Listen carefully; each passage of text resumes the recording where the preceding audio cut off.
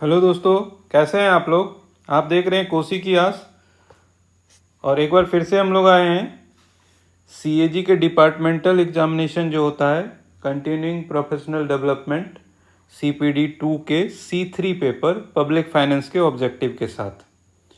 आपका एक प्लेलिस्ट मिल जाएगा। आप अगर इस चैनल पे आएंगे तो सीएजी डिपार्टमेंटल एग्जामिनेशन बोल के उस प्लेलिस्ट के अंदर जाएंगे तो प्रीवियस जितने सारे वीडियो अपलोड हुए हैं, एमसीक्यू ही पूरा अपलोड किया गया है, तो वो आपको दिख जाएगा।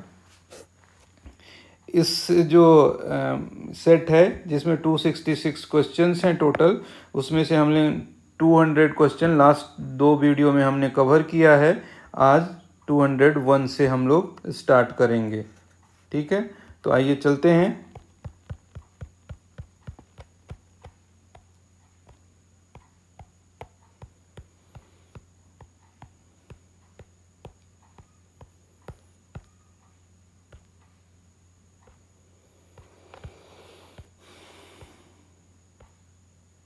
तो आइए शुरू करते हैं।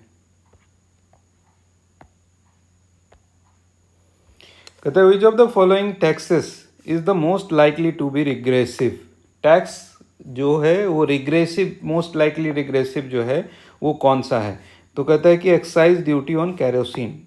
देखिए, कैरोसिन पर जो एक्साइज ड्यूटी लगता है उसको रिग्रेसिव इसलिए बोला गया है कि कैरोसिन आम यूज़ का था। आज के डेट में वैसे कम हो गया है, लेकिन पहले की स्थिति जो थी, चाहे वो गरीब हो अमीर हो, हर किसी के यहाँ लाइट जलाने के पर्पज़ से, लालटेन जलाने के पर्पज़ से कैरोसिन का इस्तेमाल होता था।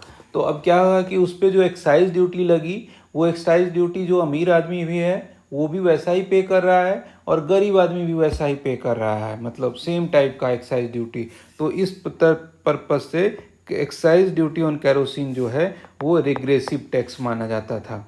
The benefit principle of taxation, benefit principle of taxation states that tax should be paid in benefit. Benefit principle of taxation क्या बोल रहा है कि tax should be paid in proportion to the benefit. जिस तरह से उसको बेनिफिट मिल रहा है उस तरह से वो पे करेगा। The most accepted theory of taxation क्या है मॉडर्न टाइम में? एबिलिटी टू पे। एबिलिटी टू पे थ्योरी, यहाँ एबिलिटी थ्योरी दिया हुआ है तो वो भी वही से आंसर होगा। कहते हैं in which of the following type of economy the revenue from taxation, किस टाइप के इकोनॉमी में revenue from taxation is likely to be least, सबसे कम किस में हो सकता है टैक्स के रूप में? तो सोशलिस्ट इकोनॉमी जो है, साम्यवादी जो कह सकते हैं, वामपंथी इकोनॉमी जो है, उसमें आपको टैक्सेशन के माध्यम से रेवेन्यू जनरेशन सबसे कम होगा। कहते हैं कि the net proceed of any tax, the net proceeds of any tax or duty or of any part of any tax or duty in or attribute to any area shall be ascertained and certified by the Comptroller and Auditor General of India, whose certificate shall be final. The power of the CAG with regard to the certification of the net proceed is derived from which of the following? Article 279 of the constitution of India. Article 279 of the constitution of India के द्वारा ये किया गया है।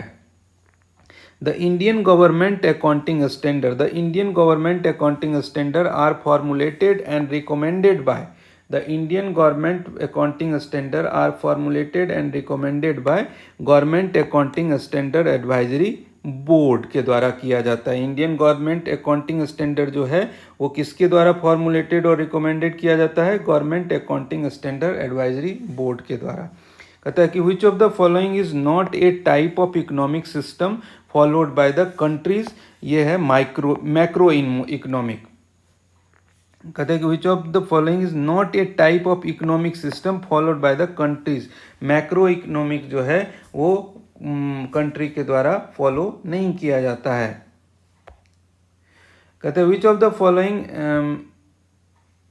देखिए pre market economy country के द्वारा अपनाया जाता है और कमांड इकोनॉमी अपनाया जाता है, मिक्स इकोनॉमी अपनाया जाता है। मैक्रो और माइक्रो जो है वो इकोनॉमी के साइज के बारे में बताता है। कहता है which of the following statement would describe the term public finance को कौन टर्म डिस्क्राइब करता है? It is a study of economic efficiency, distribution of resources and government policy and its effect. Which of the following statement would describe the term public finance? It is a study of economic efficiency, distribution of resources, and government policy and its effect. The organization of society under the two central tenets. The organization of society under the two central tenets of private ownership right and voluntary trade is the hallmark of capitalist system. Which one of the following would best describe the study of public finance? So public finance को best describe कौन कर रहा है? कहते it is the study of the role of government in the economy. It is the study of the role of the government in the economy. It is a branch of economics which assesses the government revenue and government expenditure of the public authority and the adjustment of one or the other to achieve desirable effect and avoid undesirable ones. यही public finance के बारे में describe करता है कि ये क्या है. ये स्टडी है role of government in the economy का. कहता है it is a branch of economics, ये एक ब्रांच है इकोनॉमिक्स का, which assesses the government revenue. क्या करता है वो? गवर्नमेंट के रेवेन्यू और एक्सपेंडिचर को एसेस करता है ऑफ द पब्लिक अथॉरिटी का, and the adjustment of one or other to achieve desirable effect and avoid undesirable ones. मतलब उसमें क्या करना चाहिए, कौन अच्छा है कौन बुरा है, इसको एसेस करता है. A form of political association in which two or more states constitute a political unity with a common government, but in which the member states retain a measure of internal autonomy, is generally referred to as a federation. कहते हैं according to Professor Seligman, which of the following are the three main principles? According to the Professor Seligman, which of the following are the three main principles on the basis of which revenue resources such as taxes should be divided between the different layer of government? तो principle of efficiency, suitability और adequacy जो है ये बताता है professor Seligman के अनुसार. Which of the following the three main principle of basis of revenue sources such as taxes जो है एफिशिएंसी, सुटेबिलिटी और एडिक्वेसी के आधार पर. कहते हैं an economic system where the state owns the means of production and attempt to direct economic activity toward politically identified goals are generally referred to as socialist economy. The horizontal fiscal imbalance that arise in a physical federation is also called problem of equalization. उसको क्या कर सकते हैं? Horizontal fiscal imbalance को problem of equalization भी बोल सकते हैं. Tax revenue sharing between the federal and sub-national government is aimed at correcting which of the following type of imbalance? Vertical imbalance. देखिए हम पिछले भी वीडियो में ये क्वेश्चन आया था कि हॉरिजॉन्टल फिजिकल इम्बैलेंस की बात होगी तो ये स्टेट टू स्टेट के बीच में होगा. ठीक है. और अगर ये वर्टिकल इम्बैलेंस की बात होती है तो फेडरल एंड सब नेशनल गवर्नमेंट, मतलब जैसे सेंट्रल एंड स्टेट की बात होगी. मतलब देखिए दो वर्टिकल है, पहले एक मतलब सेंट्रल के नीचे कई सारे स्टेट होंगे, तो ये जो वर्टिकल है, ये जो डिफरेंस है फेडरल और सब नेशनल वाला, तो ये वर्टिकल हो जाएगा. जबकि स्टेट सब आपस में बराबर वाले इस कंडीशन में होते हैं, तो उसमें जो अंतर होता है उनके इकोनॉमी के हिसाब से, तो उसको हॉरिजॉन्टल फिजिकल इम्बैलेंस और प्रॉब्लम ऑफ इक्विलाइजेशन वाली बात हो जाएगी. और यहाँ जो है अगर फेडरल और सब नेशनल गवर्नमेंट की बात होगी तो वर्टिकल इम्बैलेंस हो जाएगा. कहते हैं in a free market economy self interested individual operate through a system of mutual interdependence to promote the general benefit of society at the large. Adam Smith referred this as a invisible hand, Adam Smith जो है उसको invisible hand के रूप में referred किया है उन्होंने। Which of the following is an impressed placed? Which of the following is an impressed placed at the disposal of the President of India to facilitate government to meet urgent unforeseen expenditure pending authorities authorization from Parliament? तो ये contingency fund हो जाएगा। Which of the following is an impressed placed at the disposal of the President of India to facilitate government to meet urgent unforeseen expenditure pending authorization from Parliament? Contingency fund हो जाएगा। Which of the following article of Indian Constitution provide for the creation of consolidated fund of India? Article 266, article 266 जो है ये provide करता है। The role of government would be highest. The role of government would be highest in which of the following type of economy? Socialist economy में role of the government जो है वो सबसे ज़्यादा रहेगा। सोशलिस्ट गवर्नमेंट में क्या होगा कि टैक्स भी कम लिया जाएगा और रोल भी उसमें ज़्यादा रहेगा गवर्नमेंट का। कहता है under the system of federal finance, under the system of federal finance A government should be autonomous and free about the internal financial matters concerned. This principle is referred to as principle of independence. कहते हैं कि under the system of federal finance के system में क्या होगा कि government should be autonomous and free about internal financial matter concern.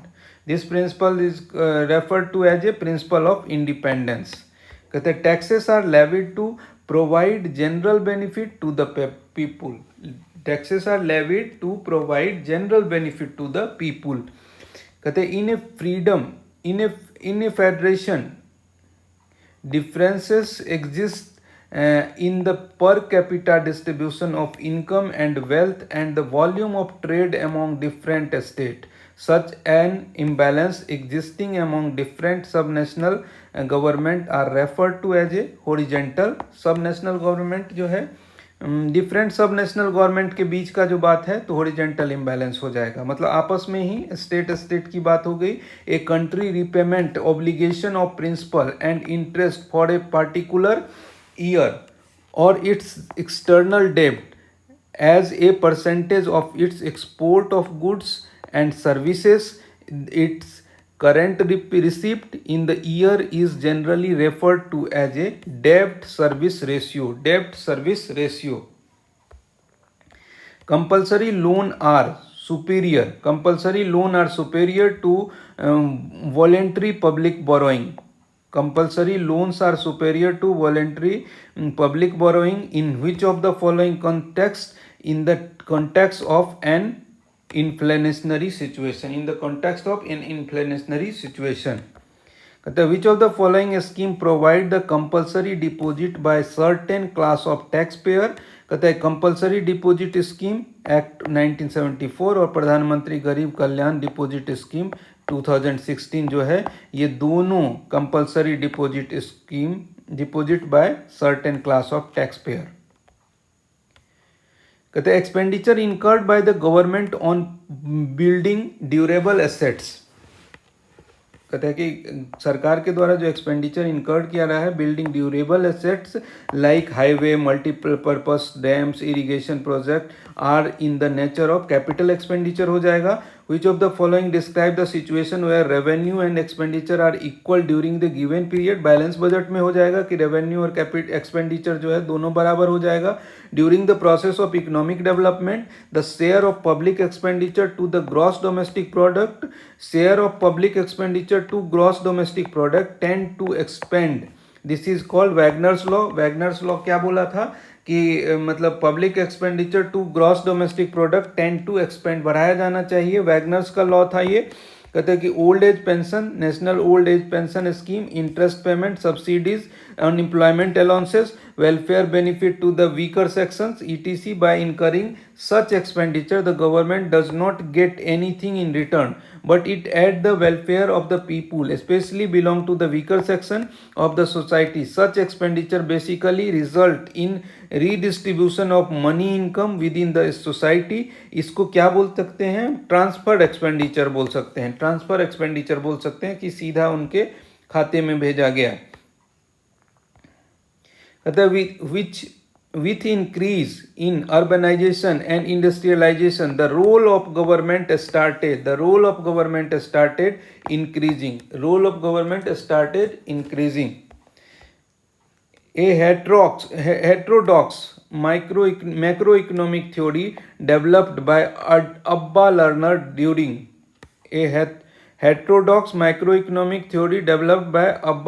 during World War II that seek to be eliminate economic insecurity through government intervention in the economy is generally referred to as a functional finance के रूप में दिखाते हैं। The principal of public expenditure that require that government should avoid shortfall of revenue in comparison with its expenditure is termed as canon of surplus हो जाएगा।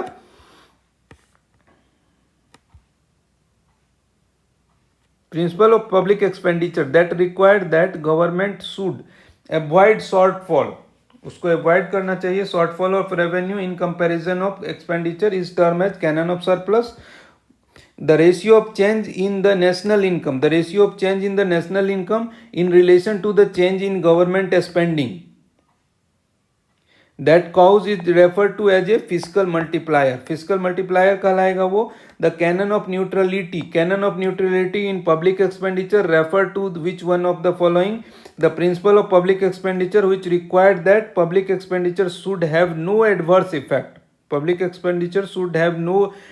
effect on the production and consumption. Instead of it should lend a helping hand to the production process and bring about equality of income and wealth distribution. The principle of public expenditure which required that public expenditure before it is incurred should be sanctioned by the competent authority is canon of sanction. Deepening of the government activities refer to increase in existing activity of the government. Deepening of the government activity refer to increase in existing activity of the government. Expenditure on defense, interest payment, law and order maintenance and public administration expenses are generally treated as unproductive expenditure कहलाएगा। Expenditure on defence, interest payment, law and order maintenance, public administration में ये unproductive expenditure बोला जाता है। Developmental expenditure refer to expenditure which is incurred on activity directly related to economic development, वो आपका developmental expenditure कहलाएगा। The multiplier effect is best described as the increase in final income arising from any new injection of the spending। मतलब जैसे अब क्या है कि अगर सरकार ने 100 रुपया मार्केट में या फिर सरकार ने एक्सपेंडिचर को बढ़ाया, मार्केट में दिया 100 रुपया या 100 रुपये की सड़क बनाए, मतलब एग्जाम्पल की बात हम कर रहे हैं, तो सड़क बनाया तो उससे सिर्फ 100 रुपये का बेनिफिट नहीं होता है, उससे 200, 250, 300 के आसपास का बेनिफिट होता है, क्योंकि वो सड़क जो है सिर्फ सड़क के रूप में एसेट्स नहीं बना, उस सड़क से गुजरने वाले पैदल वाले लोगों के लिए भी फायदेमंद है। पहले गड्ढा था तो गाड़ियों में जो नुकसान हो रहा होगा वो नुकसान बच रहा है। तो मल्टीप्लायर इफेक्ट यही बोलते हैं कि अगर एक चीज़ करने से उसका जो मल्टीपल बेनिफिट मिलता है वो हमारा मल्टीप्लायर इफेक्ट बताता है। तो अगर आप खर्च कर रहे हैं, सरकार खर्च कर रही है, एक्सपेंडिचर कर रही है, तो उसका इम्पैक्ट हमको जितना खर्च कर रही है उससे ज़्यादा का मिल जाता है। Multiplier is in macroeconomics refer to which of the following? A factor of proportionality that measure how much an endogenous variable changes in response to the change in some exogenous variable। मतलब वही बात हो रही है कि जैसे ये multiplier इन macro economics क्या बताता है कि आपने जैसे जो प्रोपेंसिटी क्या है कि जिसकी आधार पे आपने इंजेक्ट किया मार्केट में पैसा, तो या एक्सपेंडिचर आपने बढ़ाया, तो रिटर्न में आपको किस तरह से मिल रहा है। Which of the following principle of public expenditure propound by the professor Findlay Shirras is consider irrelevant in modern economic. Canon of surplus जो है वो फाइंडले सिराज के द्वारा किया गया था, जो आज के डेट में मॉडर्न गवर्नमेंट के टाइम में इरिलीवेंट है। Which of the following occur when all taxes and other revenue exceed government expenditure for a year? मतलब क्या हो गया कि all taxes and other revenue exceed government expenditure, तो बजट सरप्लस हो जाएगा, रेवेन्यू ज़्यादा हो गया आपका। The principal of public expenditure that required the principle of public expenditure that required that it should be possible of public authority to vary expenditure according to the need and circumstances is canon of elasticity. Expenditure or internal law, expenditure on internal law and order and defense, public administration etc are in nature of non transfer expenditure. Non transfer expenditure हो जाएगा।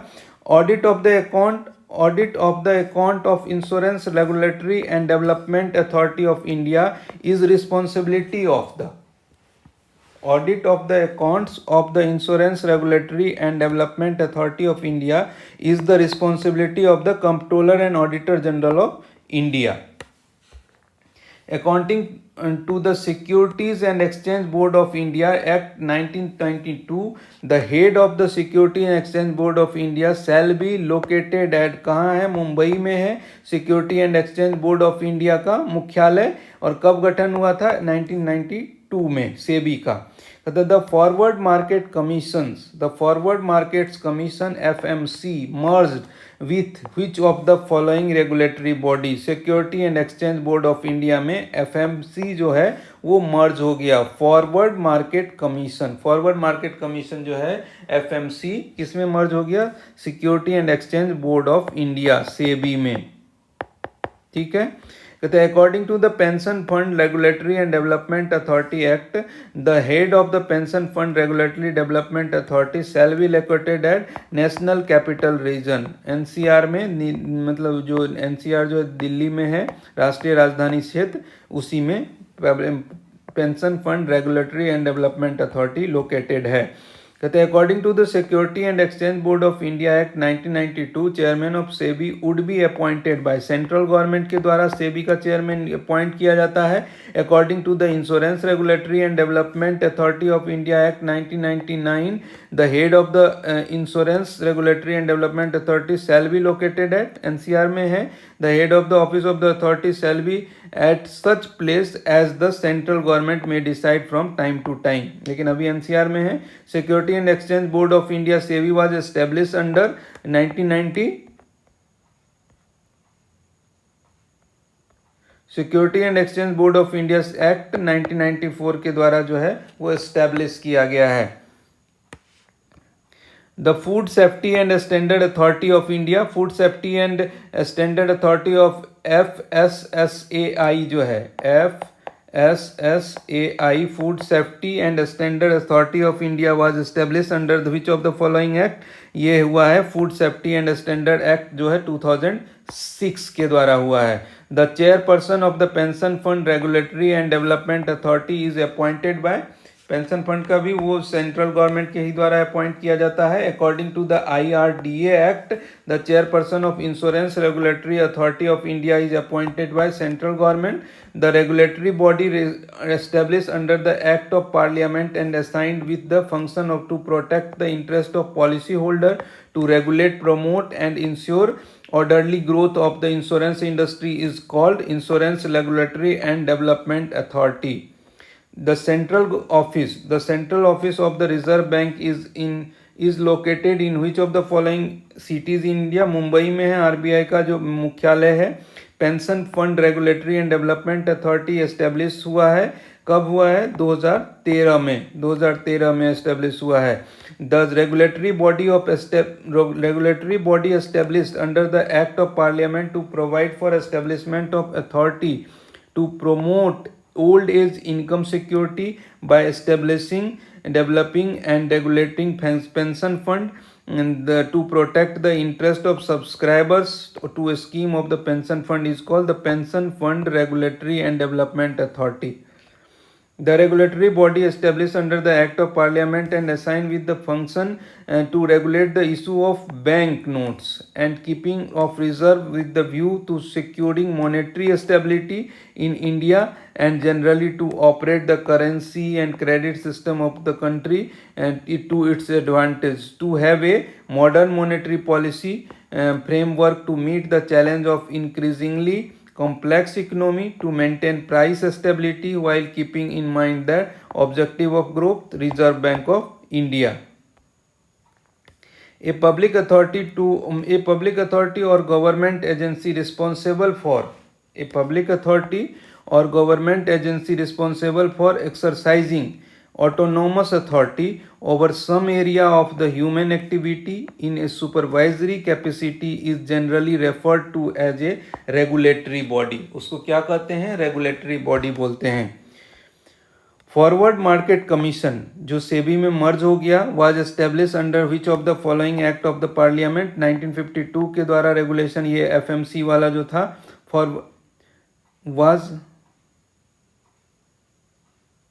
Forward contract regulation था. ये यहाँ forward market commission है तो forward market commission जो है 1992 में सेबी में मर्ज हो गया. ठीक है. The Insurance Regulatory and Development Authority of India is established under Insurance Regulatory and Development Authority of India Act 1999. Forward Market Commission जो है function under the FMC जो हुआ function under the which of the following administrative ministry of Consumer Affairs, Food and Public Distribution में वो है.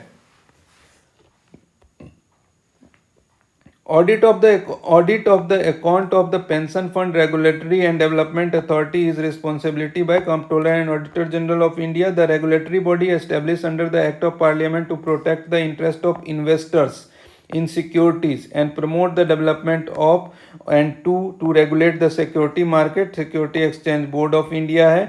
And the Reserve Bank of India was established in 1935 in accordance with the provision of the Reserve Bank of India Act 1934. तो इस तरह से ये जो set था 266 का 3 पार्ट में हम लोगों ने कंप्लीट कर लिया है. इसके बाद अगले आप प्लेलिस्ट में जाके इससे पहले के जितने सारे वीडियो हैं एमसीक्यू है सारा का सारा, तो आप पब्लिक फाइनेंस से रिलेटेड एमसीक्यू देख सकते हैं. और मिलते हैं अगले वीडियो में कुछ और सारे एमसीक्यू के साथ.